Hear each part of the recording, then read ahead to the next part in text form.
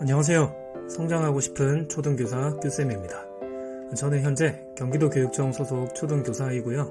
2024년 기준으로 9년차 교사입니다. 2021년부터 2022년까지 서울대학교 사범대학 교육학과 교육공학 전공으로 대학원 파견을 다녀왔어요. 현재는 초등학교로 복귀하여 다시 학생들을 가르치고 있습니다.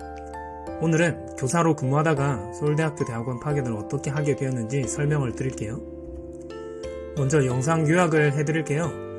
파견을 가기 위해서는 첫 번째로 서울대학교 대학원 일반 전형으로 시험 쳐서 합격해야 하고요. 이때 별도의 교사 TO는 없어요. 두 번째로 대학원에 합격한 사람들 중에 교육청 선발 전형에 합격을 해야 해요. 선발 기준으로는 입학 전공 시험, 그 다음에 교육 경력, 근무평가, 표창, 수상 내역 등이 있습니다. 세 번째로 파견 교사를 2년 동안 생활하면서 월급, 등록금, 출퇴근을 어떻게 했는지 알려드릴게요. 네 번째로 파견 후 복귀는 어떻게 이루어지며 어떤 생활을 하고 있는지 알려드리겠습니다. 이건 2023년에 9월 초에 경기도 교육청에서 학교로 안내한 공문인데요. 2024학년도 서울대학교 대학원 정기모집 석사과정 특별연수 파견 선발 계획이라는 이름으로 왔습니다. 여기 추천 대상을 보시면요. 경기도교육청 소속 정규 교원으로 경기도에서 3년 이상 근무한 경력이 있는 자라고 되어 있죠. 이때 2023년 9월 1일 기준이니까 본인의 경력을 잘 계산해 보셔야 합니다. 석사 과정만 있고요. 박사 과정은 파견이 따로 없습니다. 선발 인원은 총 7명이네요. 제가 2021년에 갈 당시에는 총 10명이어서 초등 1명, 특수 1명, 중등 8명이 합격했었는데 인원이 조금 줄어들었습니다. 특별연수 파견의 근거와 목적인데요. 교육공무원 임용령에 따라 사업 파견으로 갈 수 있습니다. 서울대학교, 교원대학교 등 대학원으로 가는 파견은 4호이고요. 타시도 교류로 다른 시도로 파견 가시는 분이 종종 있으신데 이분들은 6호 파견에 해당되십니다. 파견 목적으로는 우리 교원의 전문성 제고 및 교직사회 연구 풍토 조성이 있고요. 교육 환경의 변화에 따른 교원의 재교육 기회 부여, 교과 내용, 교과 교육, 수업 방법 등의 연구를 통한 경기 교육 발전이 있습니다. 저 같은 경우도 파견에서 다양한 경험을 했고 현재 학교 현장에서 많이 적용해보고 있습니다. 파견 제외 대상으로는 현재 파견 휴직 중인 자, 파견 중 휴직이 예정된 자, 그리고 대학원 특별연수 파견 경력이 있는 자 등등이 있고요. 초빙 교사도 안 되네요. 그리고 석사 학위를 이미 취득했어도 안 되고 다른 대학원에 학적이 등록이 되어 있어도 안 됩니다. 유의사항으로는요. 연수 계획서 내용을 성실히 써야 한다는 내용이 있고요. 교사라고 해서 특별 TO가 있는 것은 아니죠. 지원과 관련해서는 서울대학교 대학원 입학 전형을 따르는 것이죠. 여기 보시면 유, 초, 중 등 그리고 특수를 통합하여 추천합니다. 파견은 2년 동안 진행이 되고요. 파견 합격자에게만 통보가 됩니다. 라를 보시면 동일 응시 전공에 최대 2등까지만 선발한다고 되어 있는데요. 이게 뭐냐면 경기도 교육청에서 7명 파견을 보내는데 교육학과의 교육공학 전공으로는 2명까지만 된다는 겁니다. 7명 중에서 3명이 교육공학 전공을 갈 수 없다는 거죠. 파견 보내는 7명이 다양한 전공을 가질 수 있게끔 유도한 걸로 보입니다. 다음으로 파견 추천 및 선발 절차가 나와 있는데요. 먼저 대상자 추천을 합니다. 9월쯤에 학교에서 도교육청으로 공문을 제출합니다. 그 다음에 10월 말에 있는 대학원 시험을 응시를 하죠. 대학원은 보통 10월 초에 접수를 진행을 하는데 대학원 전형 일정은 따로 체크하셔야 됩니다. 그리고 11월 말에 대학원 합격 결과를 직접 확인하실 수 있습니다. 아직 파견은 아니고 대학원 합격 결과만 말씀을 드리는 거죠. 대학원에 합격했지만 파견에 선발되지 않으면 대학원을 포기하던가 아니면 휴직을 내고 대학원을 다니시면 됩니다. 서울대는 대부분 전일제로 이루어지기 때문에 직장을 다니면서 대학원을 다니시기 어렵죠. 물론 야간에 이루어지는 몇 학과가 있다고는 들었지만 일반적이지는 않습니다. 합격자가 정해지면 대학원과 도교육청에서 정보를 주고받게 되며 12월 중순에서 말 정도에 경기도 교육청에서 학교로 합격자들에게 공문을 보내줍니다. 다음으로 파견 선발 기준인데요.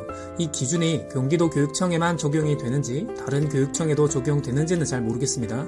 다른 교육청은 공문을 잘 확인해 보셔야 될 것 같아요.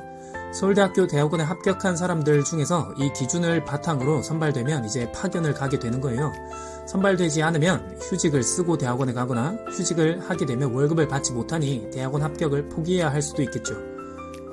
첫 번째로 전형 성적인데요. 여기 보시면 기본 점수 50점에서 순위별로 점수가 깎입니다. 즉 입학시험에서 몇 번째로 합격했냐가 중요한 거겠죠. 이건 학과마다 지원자들에 따라서 점수가 달라지겠죠. 그 학과에서 높은 성적으로 합격하시면 되겠습니다. 두 번째로 교육 경력인데요. 10년 이상 근무자가 만점이고 그 다음에 3년 이상 근무하면 12점입니다. 점수 차이가 제법 크죠. 그래서 경력이 중요하다고 생각하실 거예요. 비슷한 지원자들 속에서 내가 경력이 많다면 유리하긴 한데요. 10년 이상 근무하다 보면 보통 결혼도 하고 아기도 낳고 그리고 기타 여러 사유로 인해서 서울대학교 대학원 준비를 하기 어려운 상황들이 놓입니다. 그래서 대부분 비슷한 저경력의 선생님들이 많이 지원하더라고요.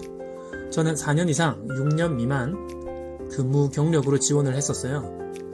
그리고 세 번째로 근무 성적 평정인데요. 이건 각 학교에서 근무 평가를 실시하는 걸 의미합니다.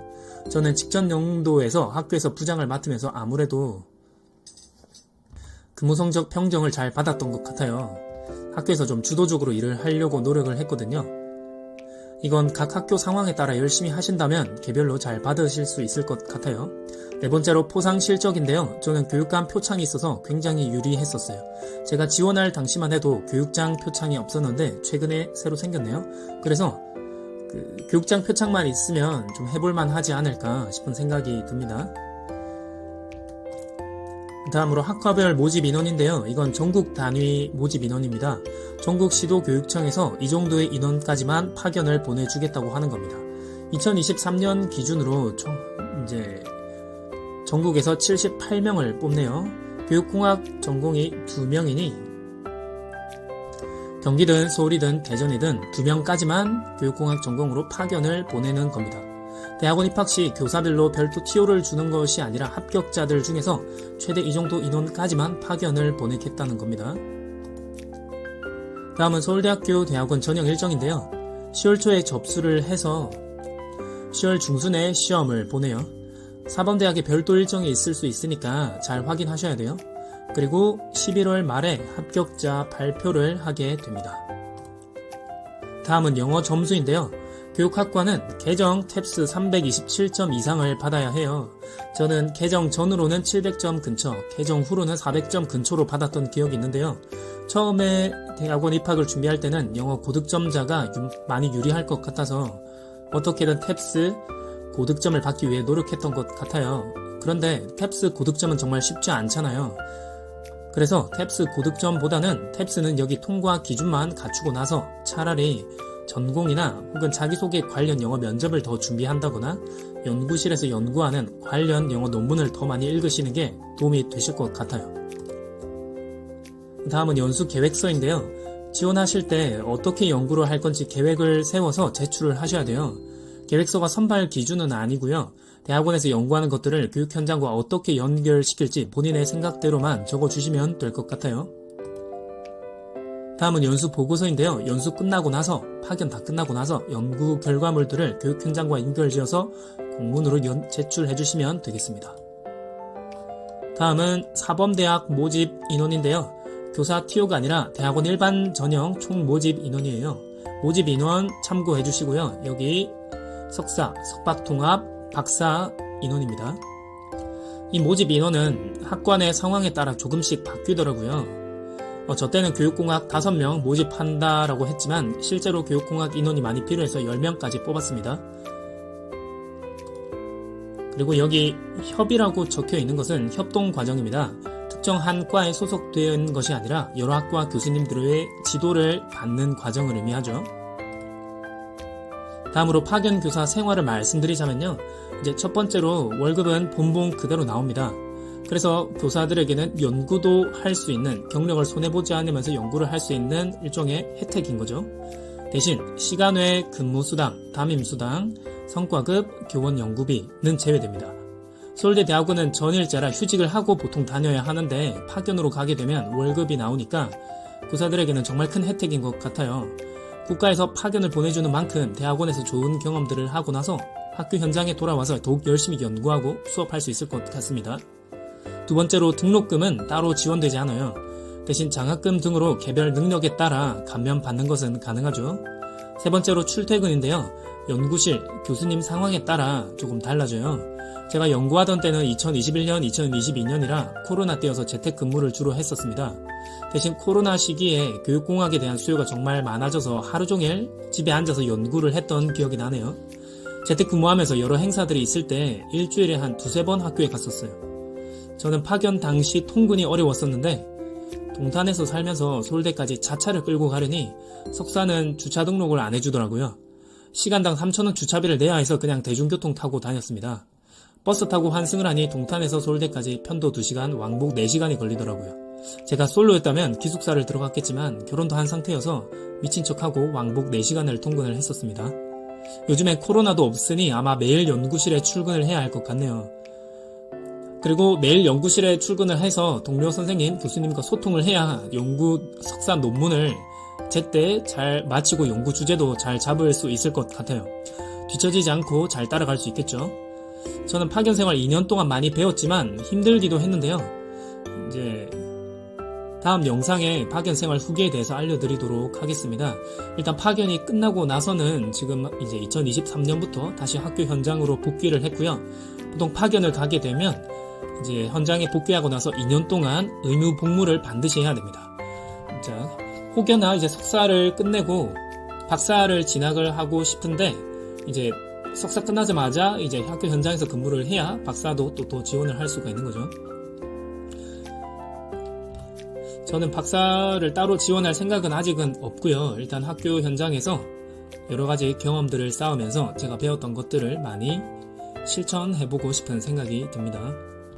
파견이 끝나면 정상적으로 다시 현임교에 복귀를 해서 남은 근무 경력을 채워주신다고 보면 되겠습니다.